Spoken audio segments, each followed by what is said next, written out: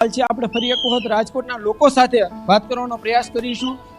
ચોક્કસથી હાલ જે રીતના વાત કરવામાં આવે તો જે છે રાજકોટના જે લોકો છે તેમની સાથે આપણે એક વખત વાત કરવાનો પ્રયાસ કરીશું. શું કહેશો, આ ઘટના બની છે કેટલી ગંભીર ઘટના કહેવાય? બહુ ગંભીર ઘટના છે. આવા લોકોને કેવી સજા થવી જોઈએ તમારી દ્રષ્ટિએ? સજા તો થવી જ જોઈએ, જે કાયદેસર કાર્યવાહી થતી હોય એ લોકો પ્રમાણે. ખાસ કરીને સંચાલકોની બેદરકારી લાગે છે. હા, લાગે જ છે. આ લોકોને ફાંસીની સજા થવી એ શું થવી જોઈએ? હા, એ તો હવે સરકારના નિયમ પ્રમાણે જે થવું હોય કાર્યવાહી થતી હોય કરવી જોઈએ. તંત્ર દ્વારા જે છે કેવી કામગીરી કરાવવી જોઈએ? ક્યાં ક્યાં બેદરકારી રહી હોય એવું તમને લાગે છે? એ તો ઘટના સ્થળ ઉપર હશે, એ લોકોને જ ખબર હોય, આપણે તો હવે ખબર. હાલ જે રીતના વાત કરવામાં આવે તો જે છે રાજકોટના લોકો તે પણ ક્યાંક ને ક્યાંક વાત કરી રહ્યા છે કે આ કડકમાં કડક સજા થવી જોઈએ. આવા જે લોકો હોય છે તેમની સામે જે છે એ કડક કાર્યવાહી થવી જોઈએ. કેટલાક લોકોનું તો એવું પણ માનવું છે કે આવા લોકોને ફાંસીની સજા થવી જોઈએ, કેમ કે એક બે મોત નથી થયા, 20 લોકોએ જીવ ગુમાવ્યા છે, બાળકોએ જીવ ગુમાવ્યા છે. કેટલાક પરિવારનો આધાર તેમના સંતાન હોય છે, કેટલાક માતા પિતાનું એકનું એક સંતાન હોય છે તેમને ગુમાવ્યા છે. ત્યારે એમની ઉપર શું પીડા વીતતી હશે તો એ જ વ્યક્ત કરી શકે. પરંતુ ચોક્કસથી આ દ્રશ્યો છે, રાજકોટના લોકોમાં આક્રોશ છે. રાજકોટના લોકોમાં વાત કરવામાં આવે તો ક્યાંક જે છે એક ગંભીર રોષ જોવા મળી રહ્યો છે. ચોક્કસથી તંત્ર છે તે અત્યારે કામે લાગ્યું છે, પરંતુ ક્યાંક ને ક્યાંક અગાઉથી જો આવી કામગીરી કરાવી હોત. રાજકોટના મેયર આપણી સાથે ફોન લાઈન પર છે. જી, આપને પહેલો સવાલ એ કરવા ઈચ્છી રહી છું કે કેટલા સમય આપને આ કોલ મળ્યો હતો? મોતનો આંકડો જાણીને આપને આશ્ચર્ય થયું, આપને દુઃખ થયું?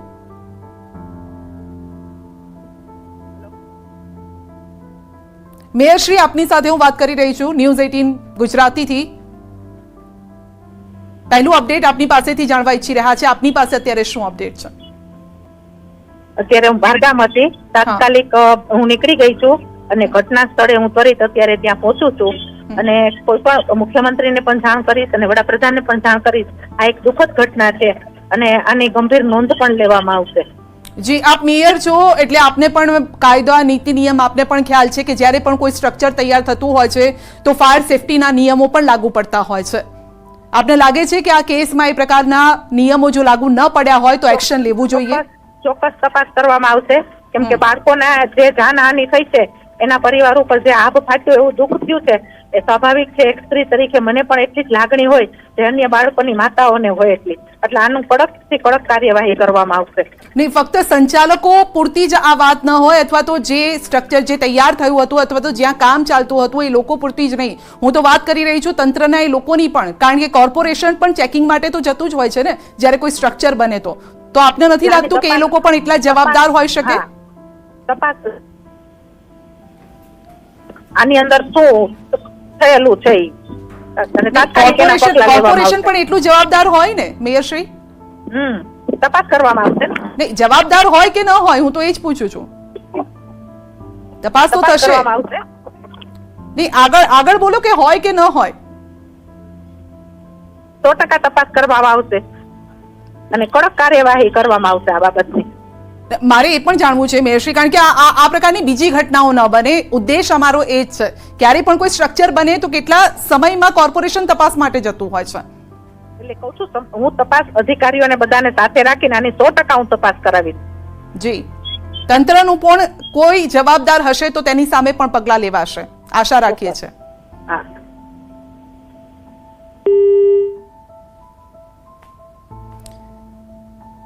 કોઈ જવાબ જ નથી ને. શું જવાબ આપશે? બીજા ઉપર જો દોષનો ટોપલો ઢોળવો હોય તો આપણને 10 લોકો મળી જશે.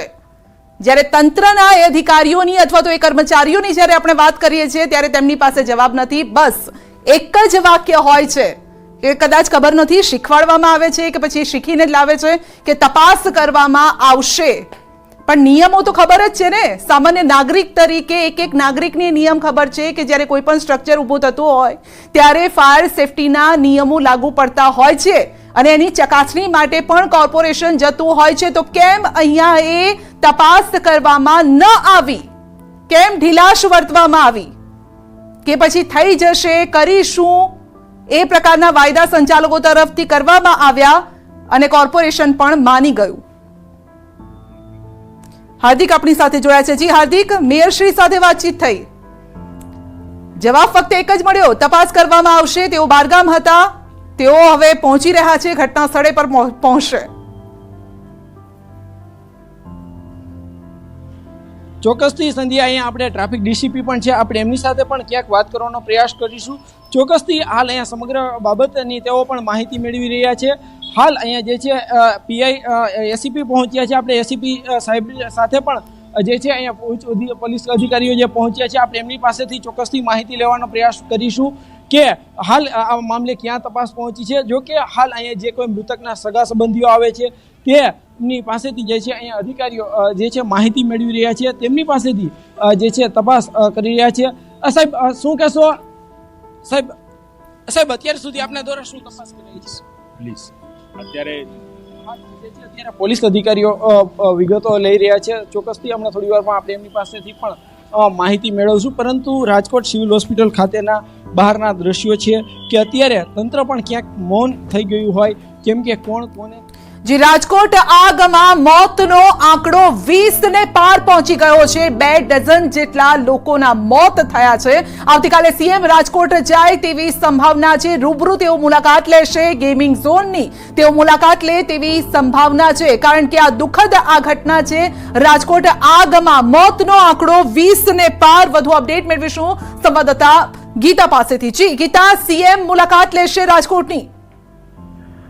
જી, હાલ તો જે ભૂપેન્દ્રભાઈ પટેલે આ સમગ્ર ઘટના મુદ્દે તપાસના આદેશ આપ્યા છે કે આ આગ કેવી રીતે લાગી અને તાત્કાલિક રાહતની કામગીરી શરૂ કરવા માટે આદેશ આપ્યા છે. મુદ્દે તેઓએ ટ્વીટ પણ કર્યું છે અને આવતીકાલે સીએમ રાજકોટના ગેમિંગ જ્યાં ઘટના ઘટી છે તેની મુલાકાત લે તેવી એક સંભાવના જણાઈ રહી છે. આવતીકાલની તેમની મુલાકાત હજી સુધી કન્ફર્મ નથી, પરંતુ આવતીકાલે સૂત્રોનું માનીએ તો આવતીકાલે તેઓ મુલાકાત લે તેવી એક સંભાવના ચોક્કસ છે. જી, આપનો આભાર અમારી સાથે જોડાવા બદલ. તો ગેમિંગ ઝોનની રૂબરૂ મુલાકાત લે સીએમ તે પ્રકારની સંભાવના છે.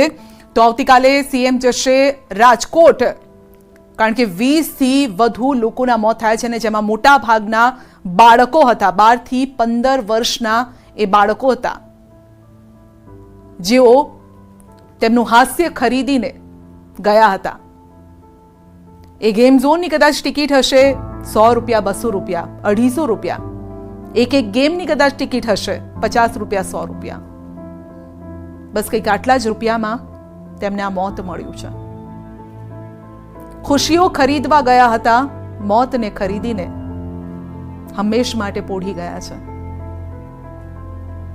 બસ ન્યાય હવે કંઈક એ રીતે મળે જે રાજકોટના લોકો પણ કહી રહ્યા છે કે જે પણ લોકો જવાબદાર છે તેમને કડકમાં કડક સજા આપો, ફાંસીની સજા આપો, ત્યાં સુધીની પણ માંગ કરવામાં આવી છે. પણ છેલ્લા 3-4 કલાકથી અમે પણ શોધી રહ્યા છીએ સંચાલકોને, ગેમિંગ ઝોનના માલિકને શોધી રહ્યા છે, ક્યાંય નથી મળતા. પોલીસને તો મળવા જોઈએ ને. શું પોલીસ તેમના સુધી પહોંચી? તેઓ સામેથી નથી આવ્યા, પરંતુ પોલીસ તો ત્યાં પહોંચી શકે ને. પોલીસ કેમ હજુ સુધી ત્યાં પહોંચી નથી? કેમ તેમની ભાળ મેળવી નથી શકી? કેમ તેમની પાસેથી જવાબ નથી મેળવી શકી? કે આટલી શબ્દો પણ નથી હવે તો કે શું કહેવું.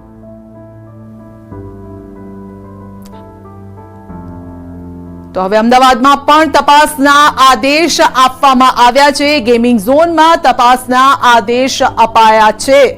અમદાવાદમાં પણ જેટલા ગેમિંગ ઝોન ચાલી રહ્યા છે, કારણ કે અત્યારે બસ પાકું નહીં કાચું સ્ટ્રક્ચર ઊભું કરી દેવામાં આવે છે અને ત્યાં ક્યાંક ફૂડ કોર્ટ ચાલતું હોય છે, ક્યાંક ગેમિંગ ઝોન ચાલતી હોય છે અને પછી થાય છે આ પ્રકારની ઘટનાઓ. પ્રણવ વધુ અપડેટ સાથે આપણી સાથે જોડાઈ ગયા છે. જી પ્રણવ, કેટલી ઘટનાઓ બની આપણી સામે, તમે કેટલી કવર પણ કરી, કેટલા પગલા લેવાયા, હવે આ પગલા લેશે એનો પણ શું મતલબ રહેશે? સંધ્યા, ચોક્કસ ન્યૂઝની આ સવાલ ઉઠાવી રહી છે કે ઘટના બને બાદ જ કેમ તંત્ર જાગે છે? તંત્ર પહેલા કેમ કાર્યવાહી નથી કરતી? હાઈકોર્ટ સતત ફિટકાર આપે છે ફાયરને લઈને, તેમ છતાં પણ કેમ તેનું યોગ્ય પાલન નથી થતું? આ એક સૌથી મોટો સવાલ છે. શું તંત્રની અંદર જે ભ્રષ્ટ અધિકારીઓ છે તેના કારણે સ્થિતિનું નિર્માણ થઈ રહ્યું છે, અથવા પછી નિયમોની છટકબારીને આધારે જે આ માલિકો છે, જે સંચાલકો છે, તે આ રીતે આડેધડ તમામ ગેમ ઝોન ઉભા કરી રહ્યા છે અને તેના કારણે સામાન્ય માસૂમ બાળકોના મોત થઈ રહ્યા છે? હવે સફાળું જાગ્યું છે નગરપાલિકાનું, ફાયર વિભાગ, અમદાવાદનું પોલીસ તંત્ર અને અમદાવાદ શહેરના સૌથી પોસ્ટ ગણાતા સિંધુ ભવન રોડ ઉપર એસજી હાઈવે ઉપર આવેલા જેટલા પણ ગેમિંગ ઝોન છે એમાં પણ સંધ્યા, શનિવાર અને રવિવારના દિવસે સૌથી વધુ ગેમિંગ ઝોનની અંદર લોકો બાળકો સાથે આવતા હોય છે, તે તેની મજા માણતા હોય છે. પરંતુ આ જે ઘટના રાજકોટની બની છે એ અરેરાટી ફેલાવતી છે. સમગ્ર ગુજરાત માટે એક શરમજનક ઘટના કહી શકે, કારણ કે જે તંત્ર છે એ કાગળ ઉપર નિયમો બનાવતું હોય તેવું લાગી રહ્યું છે અને કદાચ રિયાલિટી કંઈક વાસ્તવિકતા અલગ જ છે. તેના જ કારણે આ પ્રકારની ઘટનાઓ બની રહી છે. અમદાવાદ શહેરમાં સફાળું જાગેલું તંત્ર, એટલે કહી શકાય કે કુંભ નિંદ્રામાં જે તંત્ર હતું, મહાનગરપાલિકાનો ફાયર વિભાગ હોય, અમદાવાદનો પોલીસ વિભાગ હોય કે રોડ બિલ્ડિંગ વિભાગનો જે એન્જિનિયર વિભાગ છે, એટલે આ તમામની જવાબદારી છે. કારણ કે જે ફાયર એનઓસી આપવાની હોય છે તેની અંદર 3 વિભાગો કામે લાગતા હોય છે. જી બિલકુલ, આપનો આભાર અમારી સાથે જોડા બદલ. તો હવે એક જે ઘટના રાજકોટમાં બની છે તેના પડઘા અમદાવાદમાં પણ પડ્યા છે, કારણ કે અમદાવાદમાં પણ ગેમિંગ ઝોનમાં તપાસના આદેશ આપી દેવાયા છે. કારણ કે શનિવારનો આજનો દિવસ છે, આવતીકાલે રવિવારે મોટી સંખ્યામાં બાળકો ત્યાં પહોંચતા હોય છે, પરિવારજનો પહોંચતા હોય છે, કારણ કે વેકેશન છે તો મોટી ભાગે જે ઘરે મહેમાન પણ આવતા હોય છે ને તેમને લઈને લોકો બહાર નીકળતા હોય છે. ત્યારે આ પ્રકારની દુર્ઘટના ફરી ન બને તેની તકેદારી રાખવાની જવાબદારી તંત્રની છે અને છે જ.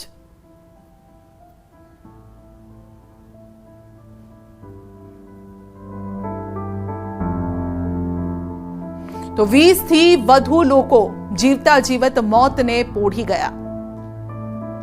એ મોતના જવાબદારો હજુ સામે નથી આવ્યા. મેયરને જ્યારે આ સવાલ કરવામાં આવ્યો કે શું પગલાં લેશો, તેમણે કીધું જવાબદાર હશે તેની સામે જરૂરથી અમે પગલાં લઈશું. તેમનો મતલબ હતો કે સંચાલકો સામે. બીજો સવાલ અમે કર્યો કે તંત્રની પણ તો જવાબદારી બને છે ને. ફાયર સેફટીનો જે નિયમ છે જો એનો ભંગ કર્યો હોય તો પછી તંત્ર તપાસ માટે કેમ ન ગયું? જ્યારે પણ કોઈ સ્ટ્રક્ચર ઊભું કરવામાં આવે છે ત્યારે એનઓસી પણ લેવામાં આવતી હોય છે. ત્યારે કોર્પોરેશનમાં પહેલા પગલું ભરવામાં આવે છે, પગલું મૂકવામાં આવે ત્યારબાદ તમને પરમિશન મળતી હોય છે કે તમે કોઈ પણ જગ્યાએ દુકાન તમે ભાડે લીધી હોય, કોઈ સ્ટ્રક્ચર ઊભું કરી રહ્યા છો. અહીંયા શું એ પ્રકારની પરમિશન આપવામાં આવી હતી? કેમ તપાસ માટે આટલો મોટો ગેમિંગ ઝોન છે જ્યાં મોટી સંખ્યામાં લોકો ગયા હતા? લગભગ આજે અત્યારે જે સમય હતો એ સમયે 45 થી વધુ લોકો હતા, જેમાંથી અડધા લોકો તો મોતની નીંદર પોઢી ગયા છે. જે લોકો કદાચ નીચેના ફ્લોર ઉપર હતા તેઓ ભાગીને દોડીને બચી પણ ગયા. જે ફર્સ્ટ ફ્લોર ઉપર હતા તે લોકો તો બચવા માટે રસ્તો શોધતા હતા, પણ ક્યાંય રસ્તો જ ન હતો. ઇમરજન્સી એક્ઝિટ ક્યાંય ન હતી. એન્ટ્રીનો એક રસ્તો હતો અને એક્ઝિટનો રસ્તો, પરંતુ એ પણ આગમાં એ પણ બંધ થઈ ગયો, જ્યાંથી બહાર જ ન નીકળી શક્યા.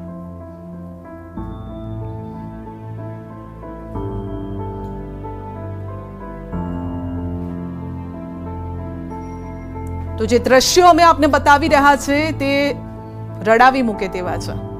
જ્યાં આગ લાગી ત્યાં આગ બાદ બસ હવે રાખ જ બચી છે, કંઈ નથી બચ્યું.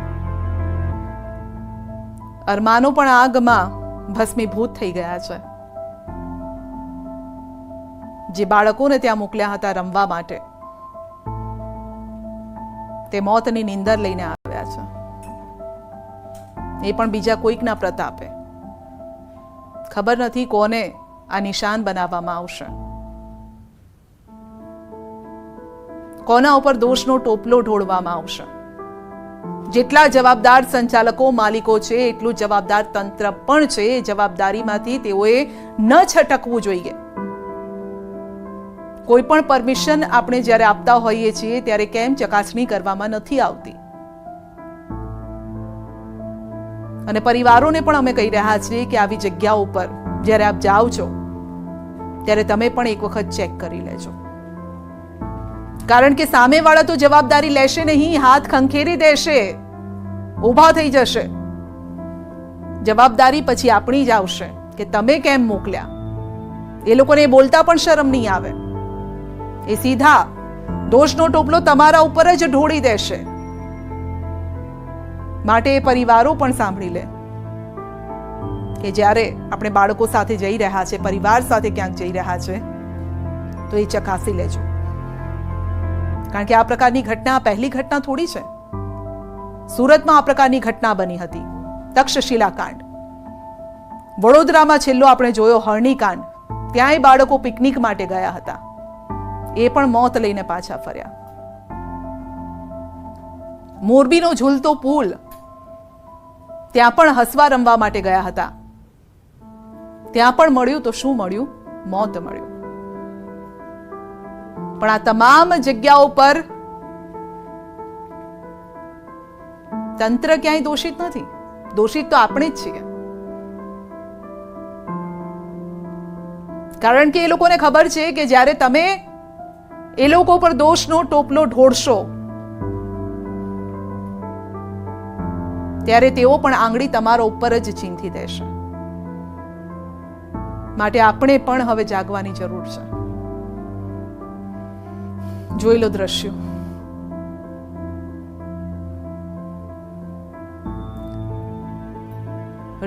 રડાવી મૂકે, ડરાવી મૂકે એવા દ્રશ્યો છે આજના.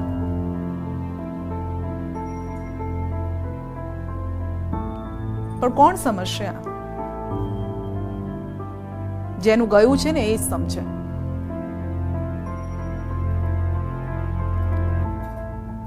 નહીં સમજાય આ તંત્રને, જવાબદાર લોકોને, સંચાલકોને કે ગેમ ઝોનના માલિકને.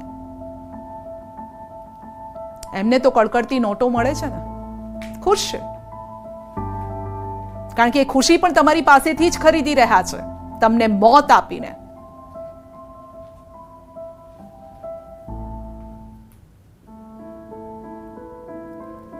જોઈ લીધું આજે કે મોત કેટલામાં મળે છે. કોઈને 50 રૂપિયામાં મળ્યું, કોઈને 200 રૂપિયામાં મળ્યું. આ જીવ આટલો સસ્તો હશે ક્યારે કોઈએ વિચાર્યું નહીં હોય.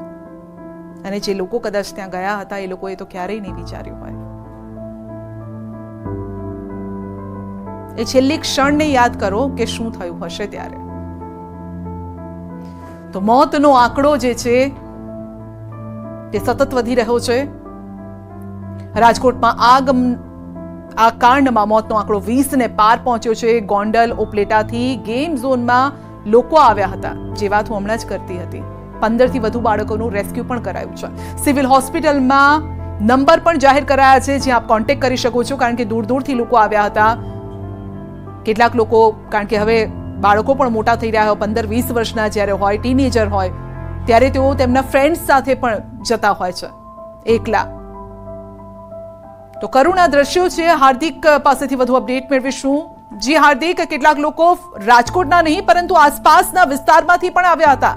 કોઈ ગોંડલથી કોઈ આવ્યું, કોઈ ઉપલેટાથી આવ્યું, અન્ય વિસ્તારમાંથી પણ લોકો આવ્યા.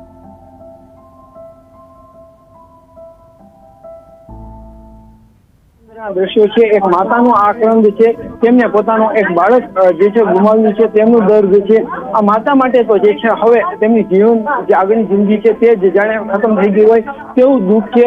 પરિવારજનો ફક્ત સાંત્વના આપી રહ્યા છે, પરંતુ આ માતાના આંખમાંથી આંસુ નથી છોડાઈ રહ્યા. ચોક્કસથી આજે આ દ્રશ્યો છે, એક માતા, એક બેન જે છે ઘટી રડી રહી છે. આ દ્રશ્યો છે સૌ કોઈને હચમચાવી નાખે તેવા છે. સૌ કોઈની આંખમાં આંસુ લાવનારા આ દ્રશ્યો છે.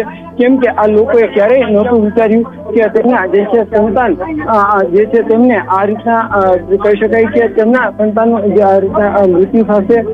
ખાસ કરીને પરિવારજનો છે તે સતત સાંત્વના આપી રહ્યા છે. એક માતાની આંખના આંસુ છે, કહી શકાય કે પરિવારજનો માટે એક આ જે છે આ દ્રશ્યો છે, કહી શકાય કે ભાવુક કરનારા દ્રશ્યો છે. સૌ કોઈ જે કોઈ જોતા હશે તેમની આંખમાં પણ અત્યારે આક્ષણે આંસુ આવી ગયા હશે. કેમ કે એક માતાએ એક પોતાના સંતાનને જે છે એ મોકલ્યું હતું. હાલ જે રીતના અહીંયા જે છે પરિવારજનો પણ છે, આપણે એમની સાથે વાત કરીશું. શું કહેશો? કોણ ભાઈ, શું બનાવ બન્યો હતો? મોટા ભાઈ, ક્યારે શું બનાવ બન્યો હતો? ભાઈ મને ખબર નથી, હું એ તોડીને પૂગ્યો. મારી દીકરી થાય છે, નોકરી જ કરે છે.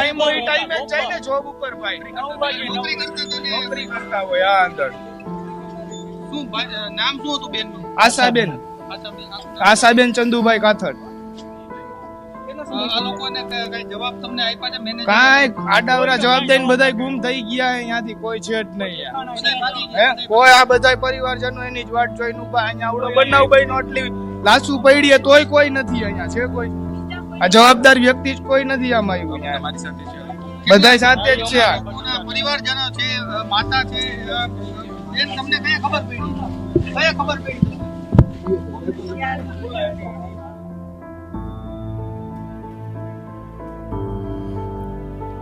તો સિવિલ હોસ્પિટલમાંથી આક્રંદના દ્રશ્યો સામે આવી રહ્યા છે.